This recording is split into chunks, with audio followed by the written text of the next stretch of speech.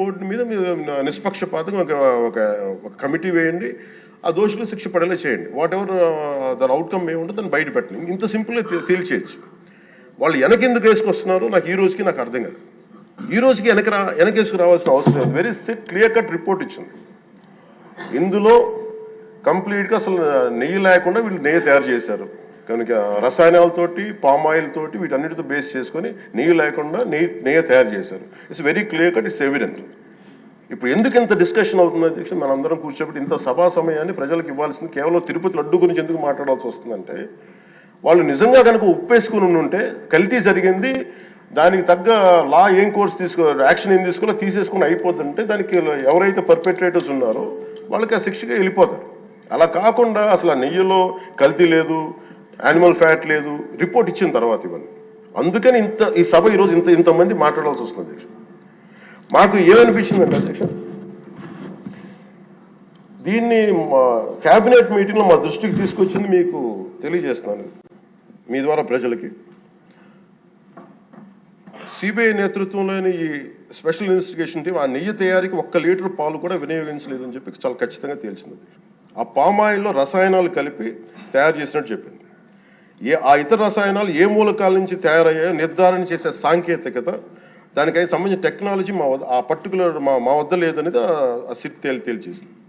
ఈ కేసులో 36 మందిని నిందితులుగా తేల్చింది. శ్రీవారి ప్రసాదాన్ని అపవిత్రం చేసేందుకు ఒక ప్రణాళిక, ఒక ప్లాన్ ప్రకారం కుట్ర జరిగిందన్నట్టు సిట్ తెలియజేసింది. అలాగే దీనికి ముందు ఏం జరిగిందని చూస్తే, తమకి నచ్చిన సంస్థలకి నెయ్యి సరఫరా కాంట్రాక్టులు కట్టబెట్టేందుకు ఒక ప్రణాళిక ప్రకారం టెండర్ నిబంధనలు సవరించారు. నెయ్యి సరఫరాకి సంస్థకి ఉండాల్సిన కనీస వార్షిక టర్నోవర్ 250 కోట్ల నుంచి 150 కోట్లకు తగ్గించారు. రోజుకి 4 లక్షల లీటర్ల పాలు సేకరించాలన్న నిబంధనని తొలగించారు. డైరీ రంగంలో 3 ఏళ్ల అనుభవం ఉండాలన్న నియమాన్ని ఏడాది కుదించారు. రోజుకి 12 టన్నుల వెన్నెయ్య తేయాలన్న నిబంధనను కూడా 8 టన్నులుగా మార్చేశారు. అంటే ఒకరికి నెయ్యి కాంట్రాక్ట్ ఇవ్వాలంటే ఇన్ని నిబంధనల్ని తూట్లు పడిచారు. పోనీ అది చేసిన తర్వాత మళ్ళీ సవరణ అనంతరం వీళ్ళు ఎంపిక చేసిన సంస్థలు 20-23 మధ్య నెయ్యి సరఫరా చేశాయి. నెయ్యి సరఫరా చేసిన సంస్థకు అందుకు కావాల్సిన కనీస అర్హతలు లేవని సిట్ ఛార్జ్ షీట్లో ఉంది. వీరు నెయ్యి సరఫరాకి ఎంచుకున్న ఆ సంస్థలు బోలేబాబా అని కానీ దానికి అనుబంధ సంస్థలు మాల్గంగా, వైష్ణవి డైరీలు 1 లీటర్ కూడా నెయ్యిని పాల నుంచి తయారు చేయాలని స్పష్టంగా చెప్పారు. ఇది 1924 మధ్య 11 కోట్ల మంది భక్తులను శ్రీవారిని దర్శించుకుంటే ఆ కాలంలో మొత్తం 48 కోట్ల లడ్డు ప్రసాదాలు విక్రయం జరిగింది. దాంట్లో సుమారు 20 కోట్ల లడ్డూలు నకిలీ నెయ్యితో తయారయ్యాయని చెప్పి టీటీడీ రికార్డ్స్ తెలియజేస్తాం. ఆ 11 కోట్ల మందికి రసాయనాలతో నిండిన మన లడ్డూలు పంపించారు. అలాగే ఇందులో 1,00,000 లడ్డూలు కూడా అయోధ్య రామ మందిర ప్రారంభోత్సవానికి పంపిణీ చేశారు. నేను మొన్న మన క్యాబినెట్లో మన గౌరవ ముఖ్యమంత్రి గారు మేమందరం కూర్చొని మాట్లాడుతున్నప్పుడు నాకు పర్సనల్గా నాకు మెసేజ్లు ఏంటంటే, మన ఈ అయోధ్యకి పంపిన లడ్డూలు ఈ లడ్డూలు కాదు, ఇవి వేరే లడ్డూలు. అలా ఎలా తేడా చెప్తారు వీళ్ళు? దానికోసం ప్రత్యేకంగా అంటే అక్కడ నిబంధనలు ఎక్కడా కూడా మీరు నెయ్యి మేము పలానోళ్ళు కొన్నారు మాకు డీటెయిల్స్ ఇస్తా ఉన్నారు. నేను ఆ సభాముఖంగా ఎందుకు వాళ్ళకి పేర్లు ప్రస్తావించారు ఆ చెప్పిన వ్యక్తులు కానీ వీళ్ళు కానీ. నేను అడిగింది ఏంటంటే, ఓకే మీకు దాని మీద ఆధారాలు ఏమున్నాయి, మీరు ఈ లాటే పంపించారు అయోధ్యకి అనేది మీకు ఏముంటాయి? ఎక్కడ ఏం లేదు, అన్ని గాల్లో మాట్లాడుతున్నారు వీళ్ళందరూ. ఇప్పుడు మేము అడుగుతుంది ఏంటంటే, దీనికి సంబంధించి కంప్లీట్ పాలక మండలి బోర్డు, టీటీడీ పాలక మండలి board, they have to take responsibility. వాళ్ళని గత ప్రభుత్వాన్ని నడిపిన ముఖ్యుడైన వ్యక్తి వాళ్ళని వెనకేసుకొస్తున్నారంటే అందులో కూడా మీకు కూడా బాధ్యత తీసుకోవాల్సి వస్తుంది. అందుకని సభాముఖంగా మేము అందరికీ ఏం చెప్తున్నామంటే, let the law take its own course. ఎవరైతే దోషులు ఉన్నారో వాళ్ళకి శిక్ష పడాల్సిందే. మా ఉద్దేశం ఒకటే అధ్యక్ష, ప్రాబ్లం ఎక్కడ ఉంది అంటే ఇందులో మనందరం కూడా ఇందాక మన గౌరవ సభ్యులు మాట్లాడతా, నెల్లూరుకు సంబంధించి సోమిరెడ్డి గారు మాట్లాడతా, దర్గా కానీ మన కసుమూరు దర్గా గురించి వీటన్నిటి మాట్లాడుతూ ఉంటే, బేసిక్గా నేను కూడా నెల్లూరులో పెరిగాను కాబట్టి నేను అర్థం చేసుకోగలను. అది ఎక్కడా కూడా వేరే మతాలను కించపరచడం అనేది తెలియదు అది ఈ దేశం. అందుకే ఈ దేశం ఇలా ఉండేది కాదు. అలాంటి దేశ సాంప్రదాయాలని వీళ్ళు కూర్చోబెట్టి కల్తీ జరిగిందంటే వెరీ సింపుల్గా ఏం చేయాలి, అడల్ట్రేషన్ జరిగింది, మేము కూర్చోబెట్టి దీన్ని కరెక్ట్ చేసుకుని మీరు కరెక్ట్ చేయండి, మేము మీకు మద్దతు ఇస్తాం, ఇంతే చెప్పాలి అధ్యక్ష. అంతేగాని దాన్ని వెనకేసుకు వస్తున్నారు అంటే ఒకటి క్లియర్ కట్ రిపోర్ట్ ఉంది, అందులో నెయ్యి లేదనేది, అందులో రసాయనాలు ఉన్నాయని క్లియర్ కట్ చెప్పింది. ఈ రసాయనాల్లో ఏమున్నాయి అనేది అది పెరుమాళ్ గారికి, ఆయనే కూర్చొని చేయాలి. ఒక రిపోర్ట్ ఏమో మాకు ఎన్డీడీబీ రిపోర్ట్ ఏమో దాంట్లో ఖచ్చితంగా ఈ జంతు సంబంధించిన అవశేషాలు ఉన్నాయి అనేది చాలా స్పష్టంగా చెప్పారు. అది ప్రాపర్ ఆథరైజ్డ్ బోర్డు.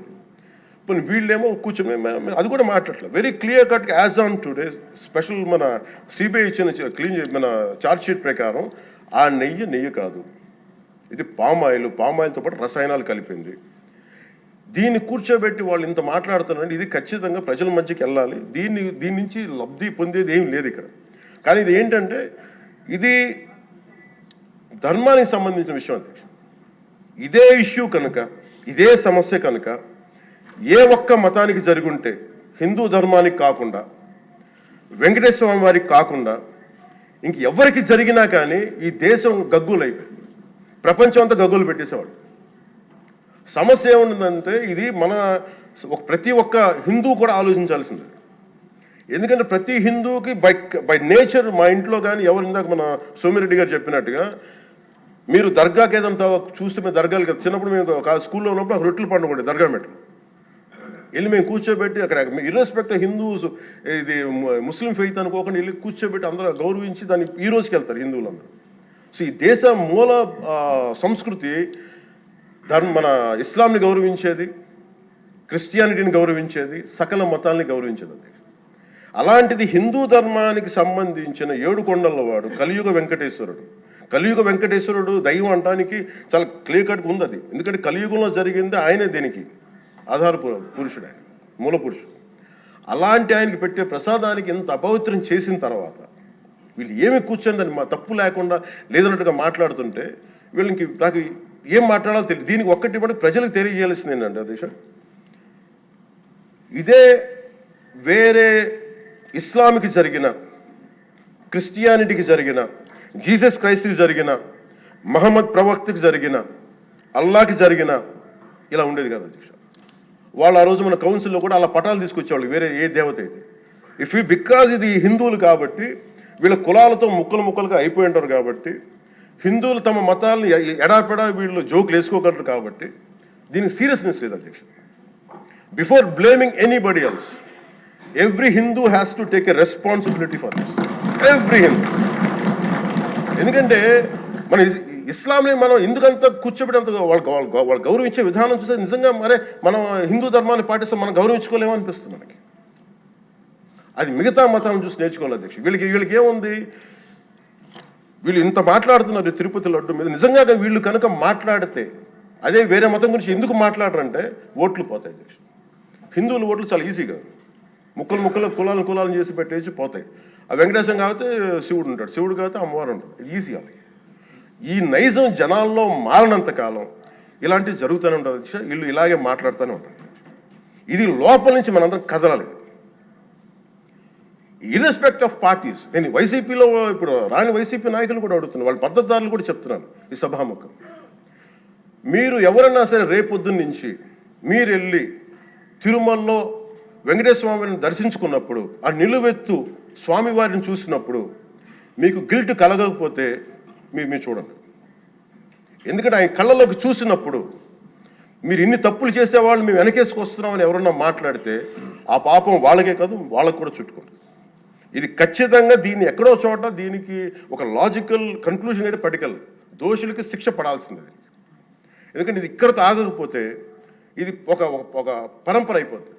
అందుకని మేము ఖచ్చితంగా I'm committed to get this, who are are the perpetrator, they should be punished, they should be punished. అలాగే ఒక ముగింపు 2 వాక్యాలు చెప్పి నేను చెప్పి ముగిస్తాను. మొన్న మధ్య నేను ఆముక్తమాలి చదువుతున్నప్పుడు 218వ పద్యం, దాంట్లో ఆయన చెప్పింది ప్రత్యేకించి ఆయన రాసిన ఈ